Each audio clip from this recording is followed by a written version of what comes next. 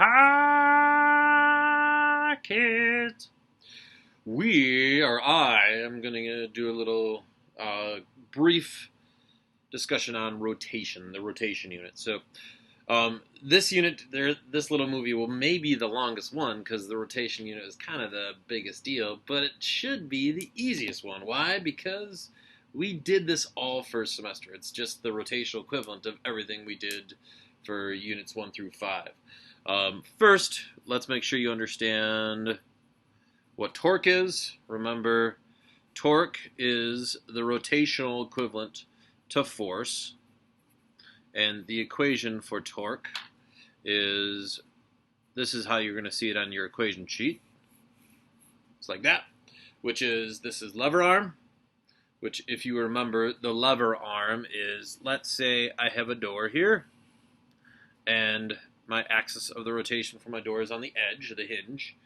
Well, the lever arm is the distance from the axis of rotation to where you're applying the force. So let's say I was pushing the door right here. That means this right there would be my lever arm. And if you notice, okay, so that's with the lever arm, this would be the force. The forces as I have them drawn there are perpendicular. To have torque, this and this have to be perpendicular to one another. That's why it's there. So if I had a situation where you had a door, and here's my axis of rotation, and this time I was pushing the door, I don't know, that way, well then that would be my lever arm, but then you would have to break the force into its components, and then that force right there would be the one that's supplying the torque to cause it to rotate. So just like we did in first semester where, hey, you know what? A net force causes something to accelerate. In other words, a net force causes you to speed up, slow down, or change direction. Well, a net torque is going to cause you to experience angular or rotational acceleration, which will cause you to rotate faster, rotate slower, or change the direction you're rotating. Okay. We started this unit by talking about equilibrium.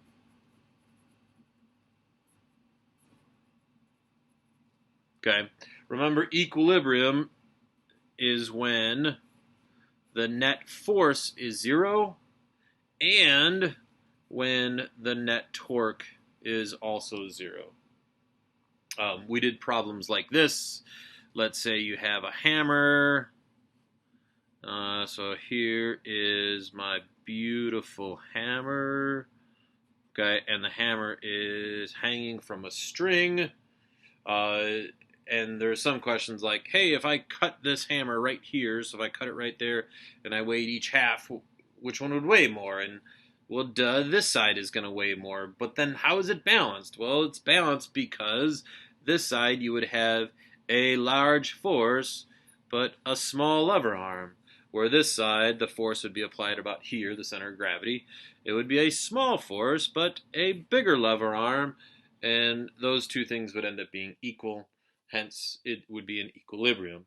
Remember, we did problems like this, where let's say I have a teeter-totter, axis of rotation. Let's say there's a mass or a person or something sitting right here. I'm going to call that mass or person 1. And then I have a person or a mass sitting over here. I'll call that person 2. Well, hey, which mass is a bigger mass? Well, this one has to be a bigger mass because there's a smaller lever arm, so it has to have a bigger force. This one has a bigger lever arm, so there would have to be smaller force in order for it to be an equilibrium. Okay.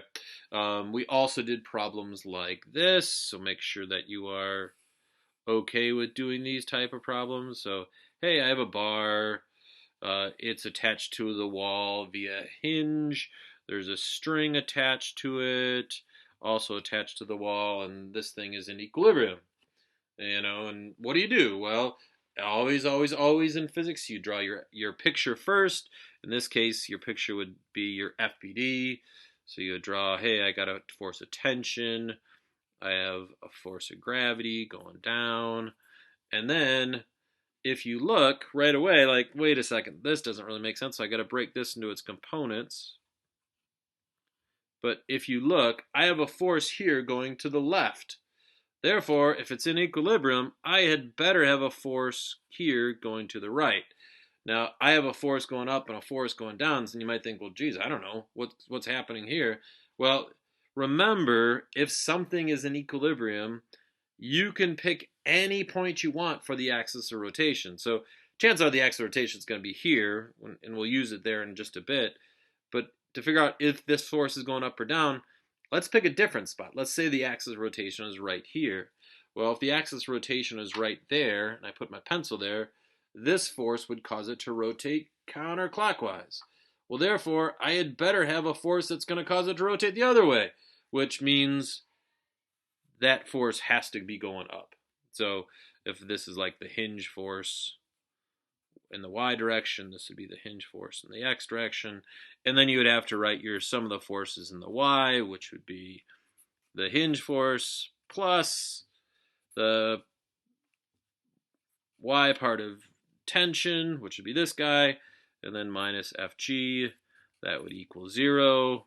Sum of the forces in the x, it would be this minus this. That would have to be equal 0 if it's in equilibrium. And then you would write your torque. Now this is where I would recommend, let's pick that as your axis of rotation. Again, you could pick whatever you want, but pick a point that makes things go away. And in that case, you would have the Ft per, like in the y direction, times the lever arm for that, which would be this whole distance. And then again, if you look counterclockwise, clockwise, minus Fg times the lever arm for g, and then that would equal 0, and then you could solve stuff. Okay, but just make sure you go back and you practice at least one of those problems so that you're good. Another type of problem that you might see, remember we did like this type of problem, like our window washer.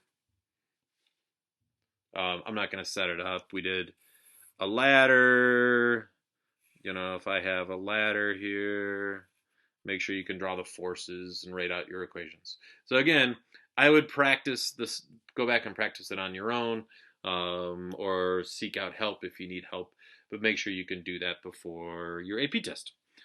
All right, then we did rotational kinematics.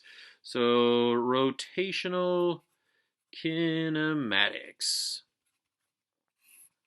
All right, super duper de-duper important is this idea where you should be doing this. You know, you draw a circle, and then you say, hey, if I go once around,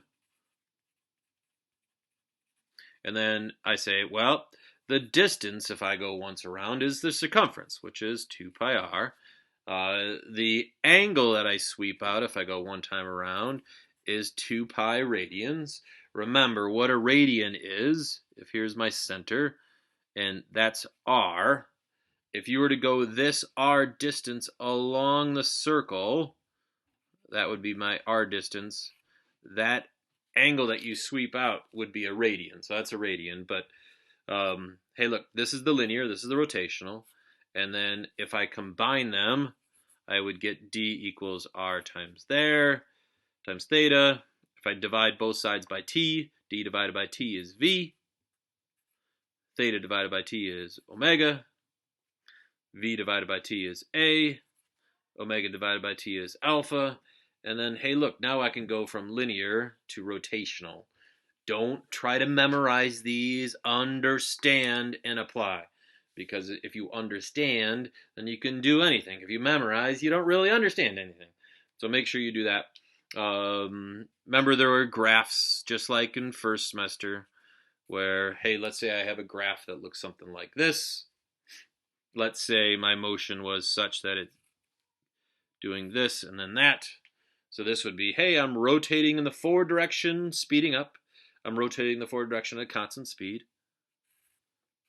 If I wanted to draw my angular velocity versus time graph, I'm rotating in the forward direction, speeding up.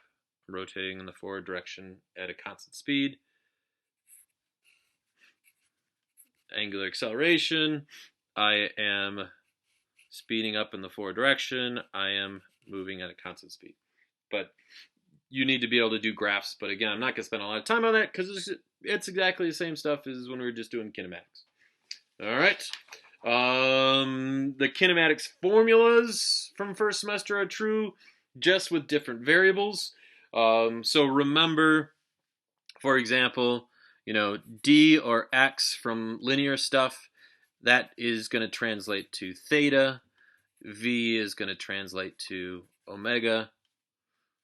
A is going to translate to alpha. Okay, so angle swap out, angular velocity, angular acceleration, and then that goes there. But that means all our formulas from first semester are gonna hold true.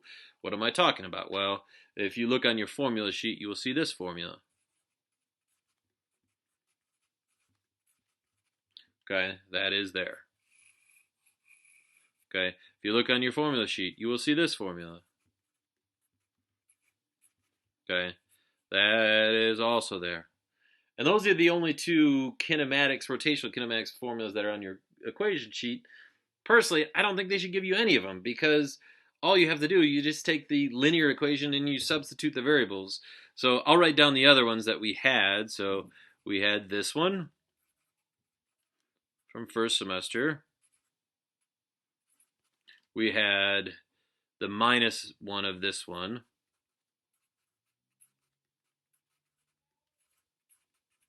And then we had the, hey, guess what? Average equals average.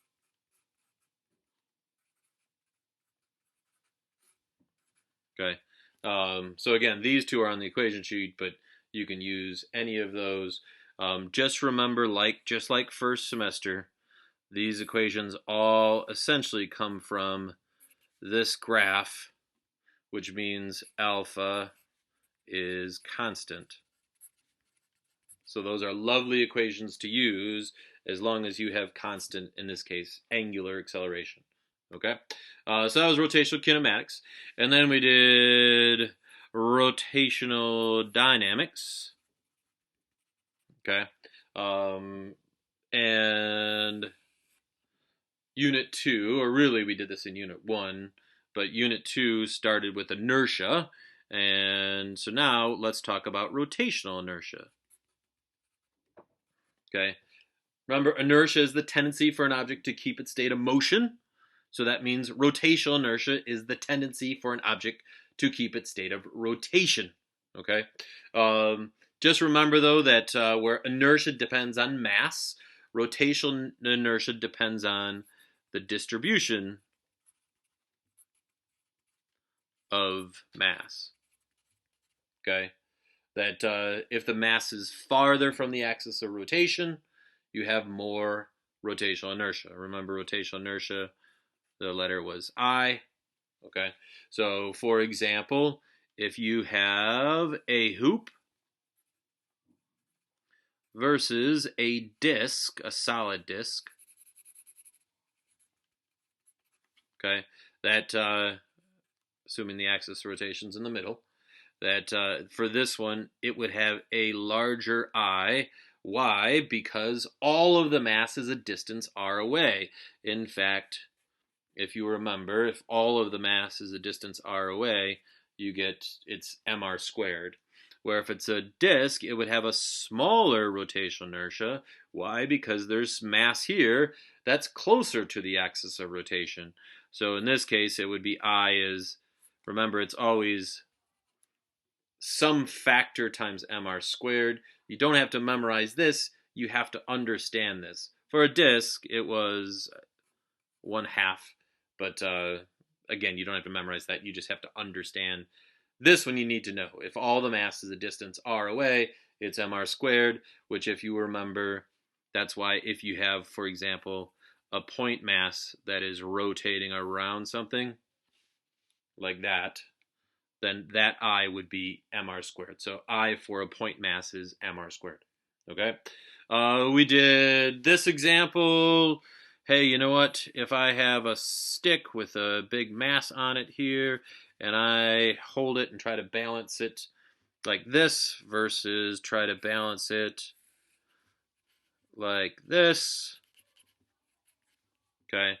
This is a lot easier to balance. Why? because the mass is further from the axis of rotation, it has more rotational inertia. It has a greater tendency not to change its state of rotation. So if it's not rotating, it's gonna stay more likely to stay not rotating. Where this one has less rotational inertia. Why? Because the mass is closer to the axis of rotation. So it's going to be harder to balance because it has less tendency to keep its state of rotation. Okay? So that was that. I am going to pause because we're about 15 minutes in, and then we'll continue with rotational dynamics in a minute. Bye, kids!